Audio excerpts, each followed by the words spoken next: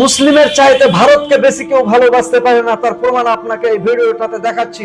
একজন মুসলিম ভারতবর্ষের মাটিতে যখন নামাজ পড়ে, এই ভারতে যখন সাজদা করে, দিনে রাতে তালবে সূত্র দোকানে 34টা সাজদা ফরজ এবং 34 বার সেই মুসলিম দাড়িওয়ালা টুপিওয়ালা তার মাটি লাগায় কপালে এবং 34 বার সাজদা করে ভারতবর্ষে। তা আপনি বলছেন মুসলমান ভারতবর্ষকে ভালোবাসে না, দাড়িওয়ালা টুপিওয়ালা আপনি দেখতে পারেন না, কিন্তু দাড়িওয়ালা টুপিওয়ালায় ভারতবর্ষে 34টা দিনে রাতে সাজদা তাদের উপরে ফরজ, এই 34টা সাজদার তারা তার কপালে মাটি লাগাচ্ছে। এই ভারতবর্ষের মাটিতে যদি কোনো মুসলমান পানি না পায় উজুর জন্য, তখন সে কি করে, মাটি তার পুরো শরীরে ভারতবর্ষের লাগিয়ে দেয়, তারপরে সে সেখানে সেই মাটিতে সাজদা করে। তা আপনি বলছেন বন্দে মাতরম বলতে হবে, ভারতবর্ষের মুসলিম ভারতকে ভালোবাসে না। আপনি ভুল।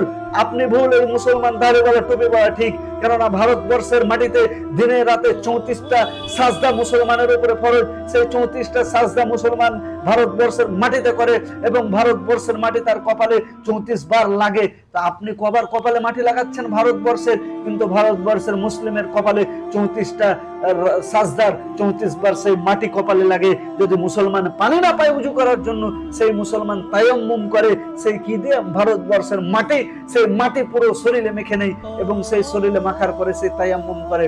আপনি ভুল, আপনি নিশ্চয়ই ভুল ভাবছেন মুসলমান ভারতবর্ষকে ভালোবাসে না। আপনি এটা নিশ্চয়ই ভুল, আপনাকে প্রমাণ করে ছাড়বো।